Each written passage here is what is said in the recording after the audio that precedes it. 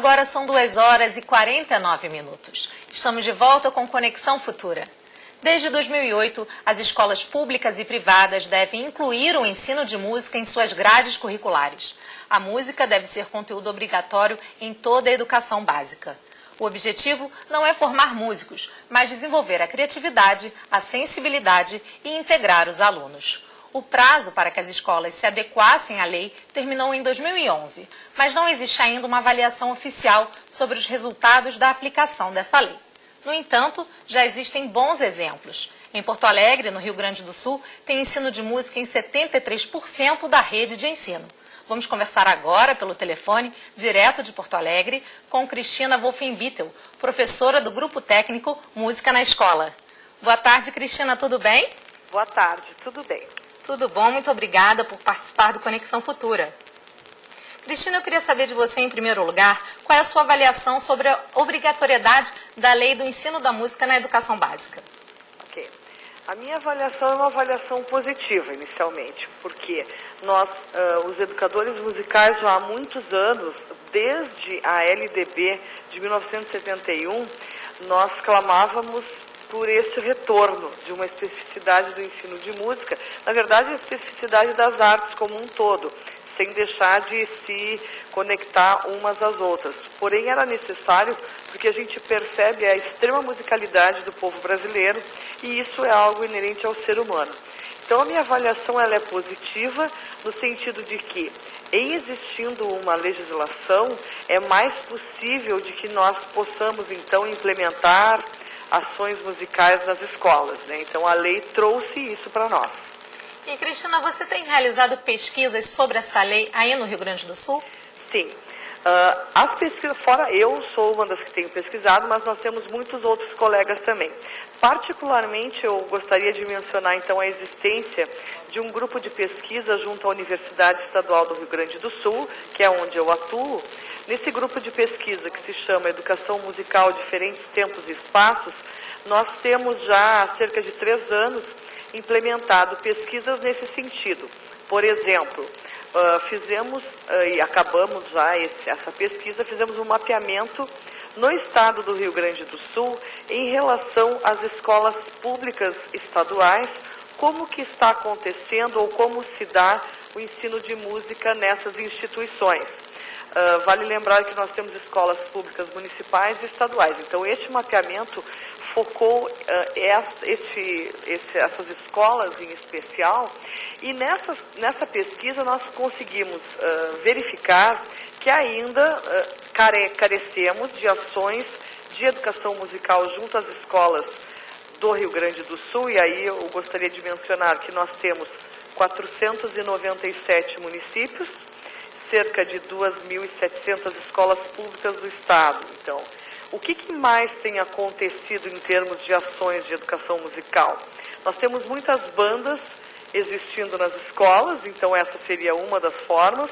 Nós temos também, muitas vezes, as escolas se utilizando de um programa federal, e isso é salutar, é desejável, que é o programa Mais Educação.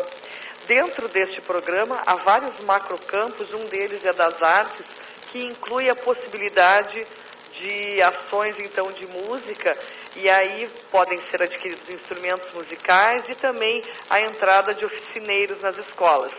No entanto, então, nessa pesquisa nós verificamos isso, mas verificamos também a carência de concursos públicos ainda sendo implementados nos municípios e mesmo no estado, nas escolas públicas estaduais. Há algumas ações, mas ainda carecemos de profissionais para trabalhar a música nas escolas. Gostaria de também mencionar uma outra pesquisa que a gente está finalizando agora, que seria então, que teria como locus os municípios do estado do Rio Grande do Sul, então particularmente as escolas públicas municipais, que é um outro então viés de análise. E aí nós temos quase 15 mil escolas, né, municipais. E aí nós temos diferenças, né? E aí tu mencionaste no início do programa, Porto Alegre, por exemplo, onde eu também atuo, eu coordeno a música na Secretaria Municipal de Educação, e em Porto Alegre a gente tem 93%, não é nem 73%, é 93% da presença da música nas escolas, São 96 escolas, inclusive na educação infantil existe professor de música trabalhando com música. Então, nesse sentido, a gente tem uma cidade com bastante trabalho musical, por exemplo, mas a gente também tem outras cidades sem nenhuma ação efetiva. Então, carecemos também de ações nesse sentido. Cristina, sobre esse assunto, como é que deve ser, então, a formação desses professores? Eles são músicos, professores que atualmente trabalham com ensino de música aí no Rio Grande do Sul? Ok. Então, nós temos também, a minha resposta, ela vai te revelar uma diversidade nesse sentido, né? E isso, inclusive, encontra respaldo na própria lei, 11.779, que tivemos, então, o artigo 2º vetado, que então, impunha a obrigatoriedade da formação específica. No Rio Grande do Sul, nós temos diversas realidades, né? Se eu pegar novamente a cidade de Porto Alegre, com esses altos índices de música, nós temos quase 50 professores de música concursados no município, inclusive alguns deles trabalhando na educação infantil, o que é uma coisa maravilhosa. Precisamos ainda mais professores entrando lá, mas já tem a existência. No entanto, temos outras cidades que não temos professores com formação específica, tampouco esses profissionais atuando no currículo. Então, nesse modo, através de programas ou mesmo de oficinas extracurriculares, a gente percebe que existe uma grande incidência de profissionais não formados naquela área, mas muitas vezes conhecedores, né, autodidatas na música e que estão desenvolvendo atividades musicais. O que eu quero dizer é que esse, particularmente, eu não entendo como um problema isso, né?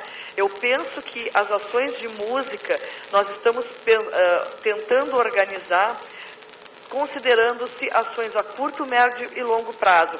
Me parece que a curto prazo, se nós não utilizarmos a ajuda desses profissionais que são interessantes também que entrem na escola, nós não conseguiremos efetivar a lei.